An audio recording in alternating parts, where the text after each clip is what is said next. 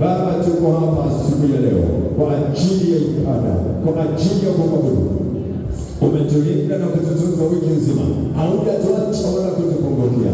Tumeiona neema yako kubwa, tumeona hifadhi yako, tumekuona ukitulinda, ukitutunza, na tukiendelea Bwana kuwa hai na wazima na afya zetu hivi tulivyo, sio kwa uchanja wetu na sio kwa nguvu zetu, ni neema yako.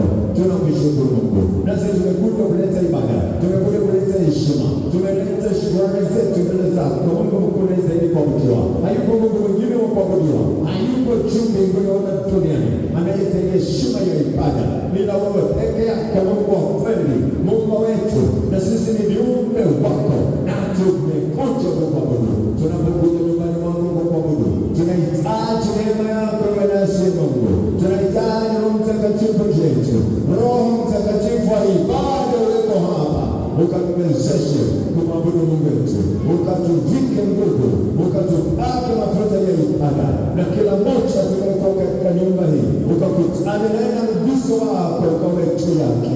Bwana, nyosha mkono wako kuponya na kuhuisha. Ponya nafsi zetu, ponya miili na roho zetu.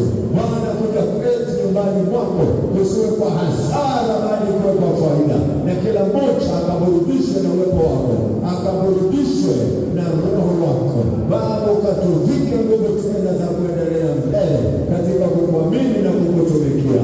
Pokea ibada yetu tunayokuletea sasa, na kila tunalolifanya hapa lilete utukufu kwako, ukatukuzwe katikati ya watu wako, ukatukuzwe katika anga hili, na ninatiisha mamlaka nyingine zote zilizo kinyume na kusudi lako Mungu zisipate nafasi mahali hapa. Nafungulia neema yako, nafungulia mapenzi yako yatimizwe katikati yetu. Baba, asante kwa asubuhi, asante kwa kila mmoja ambaye umemleta nyumbani mwako, ili Bwana upate kuwa nasi na upate kuwa katikati yetu, na katikati yetu upate kutembea nasi. Tunanyenyekesha chini ya kivuli cha mkono wako, tunanyenyekea chini ya mamlaka yako Yesu, tunanyenyekea, tunashuka, tunanyenyekea.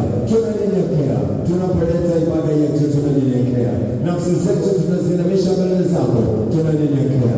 Bwana, ukatutazame kwa macho yako na huruma zako ziwe pamoja nasi na ziwe vyetu. Baba, asante kwa kila mmoja ambaye umempa neema ya kuwa nyumbani mwako asubuhi ya leo.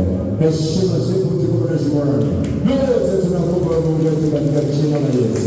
Mwongeze Yesu makofi ya shukrani kwa ajili ya siku ya kwa ajili ya ulinzi, kwa ajili ya mema yote ambayo anayatenda katikati ya maisha yetu. Na Mungu akubariki. Karibu katika ibada. Haleluya.